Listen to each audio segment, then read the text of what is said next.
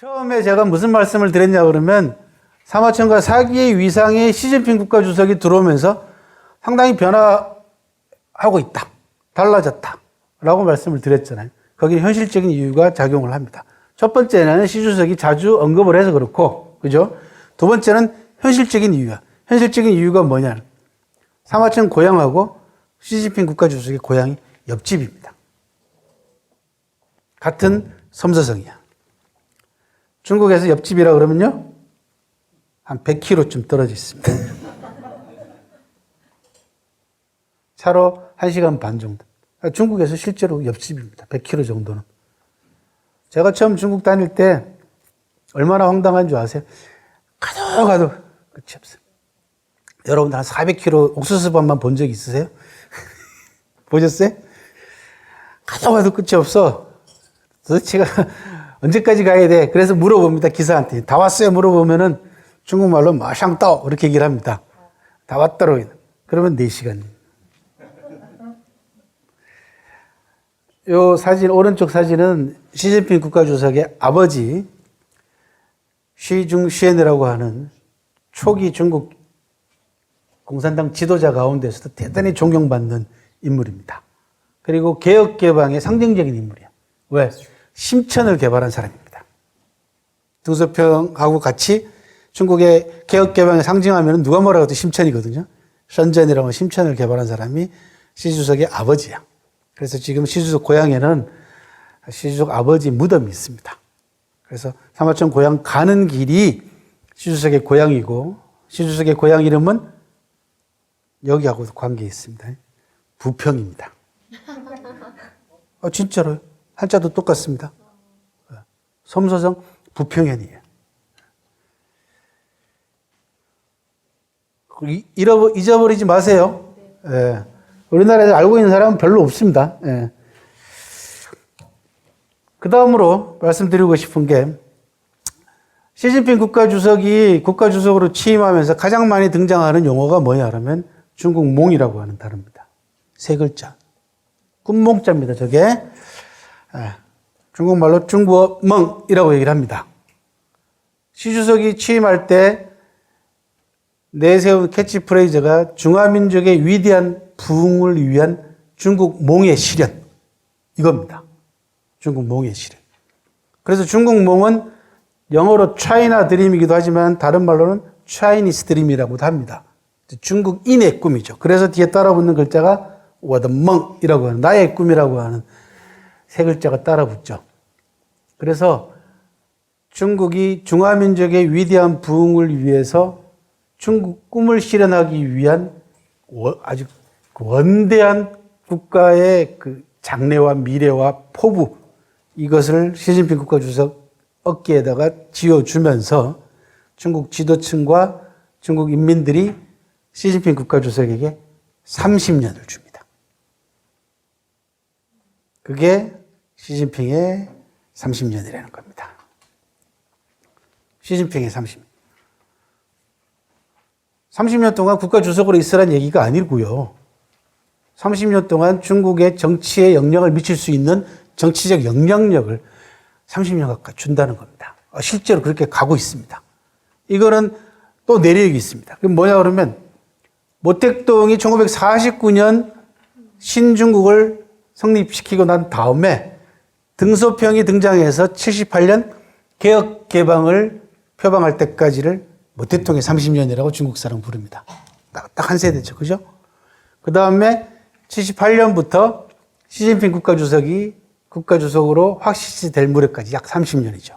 이때까지를 뭐라고 부르냐? 등소평의 30년이라고 부릅니다. 그래서 중국은 정책 변화라든지 국가 권력의 변화라든지 이런 부분들이 단위가 세대 단위로 간다는 거예요. 세대 단위로 간다.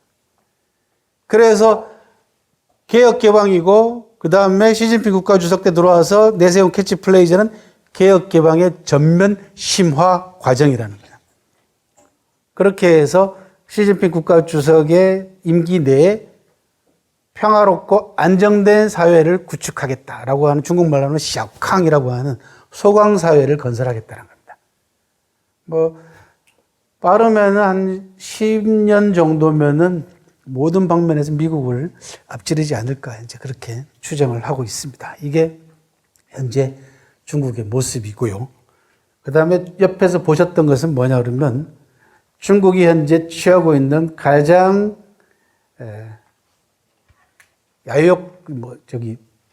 야심 넘치는 국가 프로젝트 가운데 하나가 1대1로라고 하는 뉴 실크로드 프로젝트라는 게 2013년부터 시작이 됐습니다.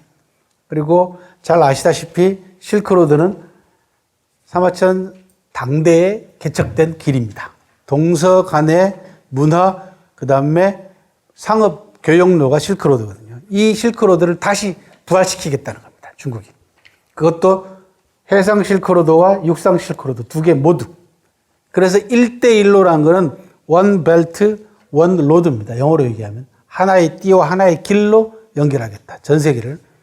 그렇게 해서 전 세계의 경제적으로나 모든 방면에 중국의 영향력을 극대화시키고 아까 말씀드린 대로 상호 호혜 입장에서 전 세계 여러 나라들하고 같이 잘 먹고 잘 사는 쪽으로 우리는 가겠다라고 해서 추진하고 있는 프로젝트가 1대1로 프로젝트라고 하는 프로젝트고 우리나라의 경제도 상황도 이 프로젝트에 얼마나 우리가 참여할 수 있느냐에 따라서 크게 달라질 걸로 현재 예상을 하고 있습니다.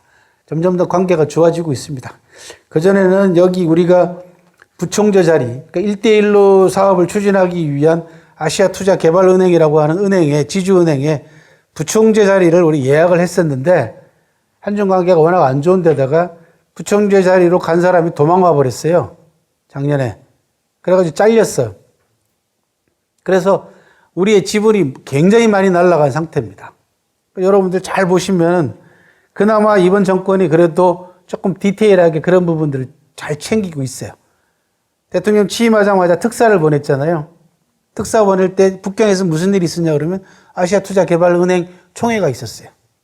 그때 딱 맞춰서 특사를 보냈고 얼마 전에 6월 달인가 7월 달에 제주도에서 또 아시아투자개발은행 회의가 있었습니다. 거기에 대통령이 직접 참석을 했어요. 이건 뭐냐 그러면 이 사업이 우리나라 경제에 미치는 영향이 대단히 클 수 있다라는 것을 인식을 했기 때문에 잘하고 있는 걸로 현재 보입니다. 또 하나 여러분들이 이제 최신 정보를 하나 알려드리겠습니다. 최신 정보는 뭐냐 그러면 올 4월 달에 4월 초에 중국 정부가 신수도를 건설하겠다라고 발표를 했습니다. 여기가 북경이잖아요. 북경 아래쪽에 가면은 바오띵이라고 보정시라는 곳이 있고 요 보정시 동북쪽으로 조금만 올라가면은 웅현이라는 데가 있습니다.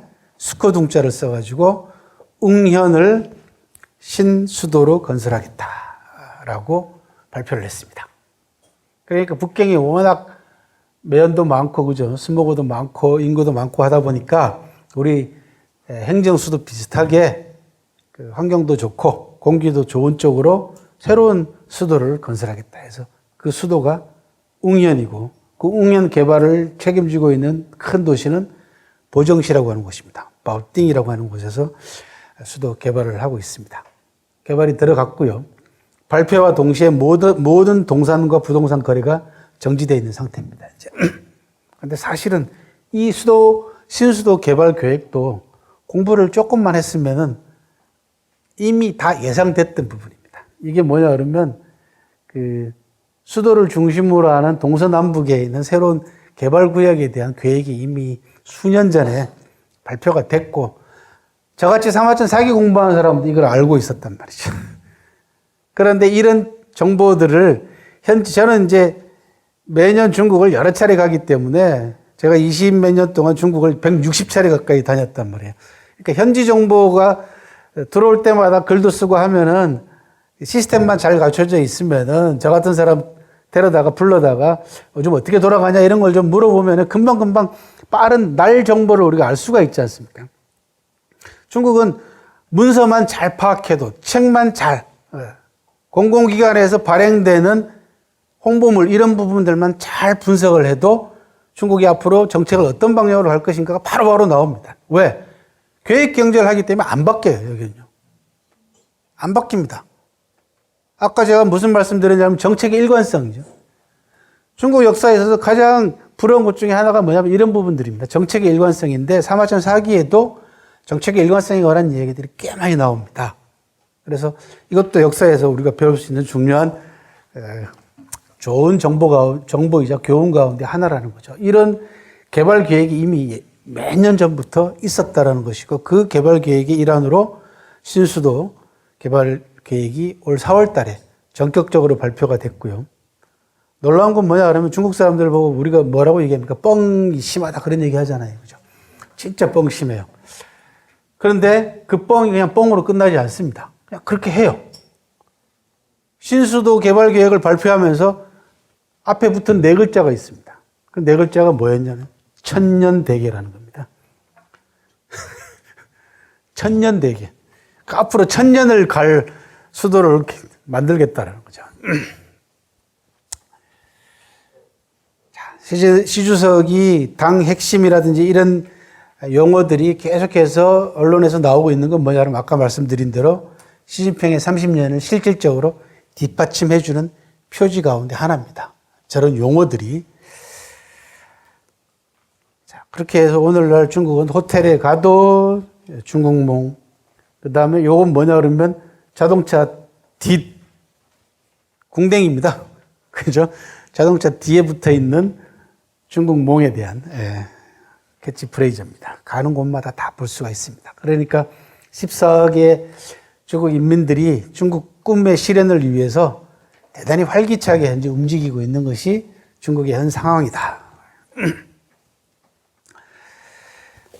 이런 부분들하고 사마천 사기하고 굉장히 밀접한 관계를 가지고 있다. 왜? 중국 사람들은 중국 꿈을 실현을 하기 위해서 지혜를 어디로부터 빌리냐? 과거로부터 빌린다는 겁니다. 그 가운데서도 현재 시진핑 체제가 들어와 가지고 가장 많이 각광을 받고 있는 것이 사마천의 사기다. 그래서 아까 사기에 관한 것들 말씀을 드렸고 지금부터는 사마천에 관한 이야기를 해보도록 하겠습니다. 마지막입니다. 이 부분이. 사마천 제사 부분을 여러분들한테 소개를 해드리도록 하겠습니다. 저는 한 10년 가까이 됐습니다. 사마천 제사를 참석한 지가 10년 가까이 됐어요. 할아버지 제사는 안 가도 가끔 빠져도 사마천 제사는 꼬박꼬박 가서 집안으로부터 욕을 많이 얻어먹고 있는데요. 사마천 제사는 2000년 동안 민간 제사였습니다. 그러니까 사마천 후손과 사마천 고향인 섬서성 한성씨가 서로 도와서 민간 제사 형태로 지금까지 지내왔습니다. 저는 민간 제사 때부터 쭉 참석을 해서 지금까지 10년 넘게 사마천 제사에 참석하고 있는데요. 2007년도에 사마천 제사 전체 과정이 비물질 문화유산, 우리로 얘기하면 무형문화재로 지정이 됐어요. 그리고 2009년도 사마천 제사에 참석하러 갔더니 내년부터 사마천 제사를 국가제사로 승격한다. 그래서 2010년부터 사마천 제사가 국가제사가 됐습니다. 그러니까 벌써 이제 제사가 7년, 그죠? 8년 됐죠. 국가제사가 된 지가. 그래서 사마천 제사의 변화 사항을 누구보다도 제가 잘 아는 사람이고요. 민간 제사 때 제가 제사를 드리러 가면 대접이 장난이 아닙니다. 사마천 고향의 인구가, 한성시 인구가 약 55만 명 정도 되는데 제가 제사 지낼 때 서열이 4위였습니다. 그러니까 향을 피우거나 꽃을 올리거나 할 때 순서가 네 번째로 제가 할 만큼 아주 막강한 권력을 갖고 있었어요. 그런데 2010년 이후로 완전히 제가 찬밥 신사가 됐어요. 그 모습을 보시겠습니다. 여기 2009년도 사마천 사당하고 무덤에서 내려다본 모습입니다. 전부 다 밭이죠. 그죠? 2010년도 모습입니다. 9년도 제사 지내고 사당하고 무덤에서 찍은 사진이 앞에 게 before. 그 다음에 10년도 국가제사 하러 가서 찍은 사진이에요. 그리고는 2011년도 갔더니 이렇게 바뀌었어요. 예. 뭐 물을 막 채웁니다. 밭을 전부 다 갈아엎고 물을 막 채워요. 그래서 그리고 2012년도 갔더니 이렇게 됐습니다. 그리고 2014년도 제사 때입니다. 2015년도 제사 때입니다. 뭐 발 디딜 텀도 없이 많아지고요. VIP들이 나타나기 시작해서 저는 거의 이제 제사하고는 상관없이 네가 알아서 지내고 가라 이렇게 되어버렸어요. 왜냐 그러면 그만큼 이제 일손이 딸리니까. 그러니까 우리 뭐라고 얘기해야 됩니까? 경호도 해야 되고 뭐 모셔야 될 사람들이 많아. 그죠? 의전 사람이 많아지다 보니까 그렇게 됐습니다. 작년의 모습입니다. 이 주변 전체가 공원으로 개발되고 있는 중입니다. 이렇게 만들겠다라고 하는 거죠. 아까 제가 천년대게 얘기했는데 거짓말이 아니야. 이렇게 되고 있어요, 지금.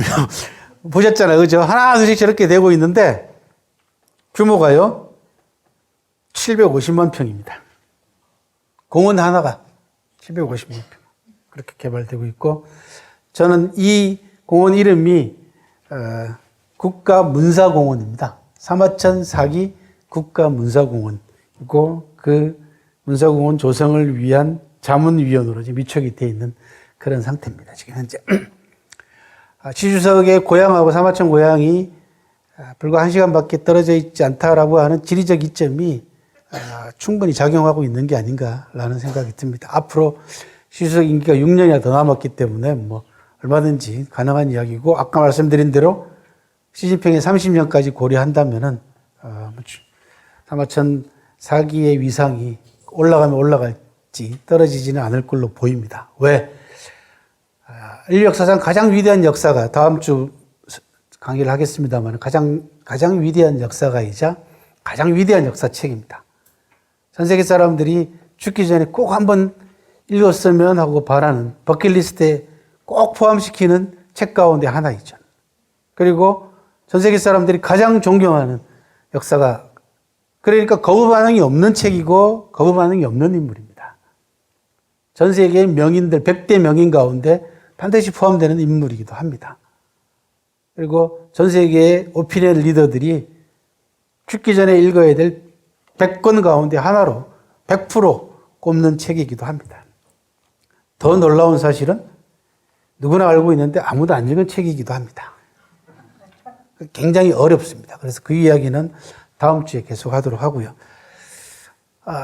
민간 제사에서 국가 제사로 되고 난 다음에 사마천 고향 분들이, 한성 씨가 미안했던지 사마천 사당 전시관에다가 저한테 특별하게 배려를 하나 해주셨어요.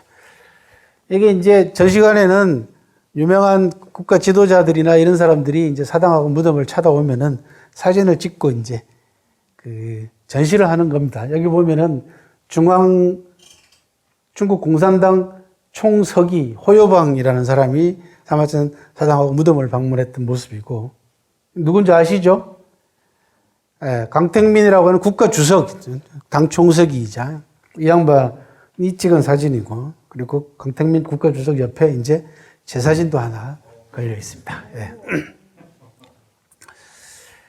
근데 유명한 사람들은 이름을 안 적습니다. 여기 보면은 그냥 강택민 이름 없어요.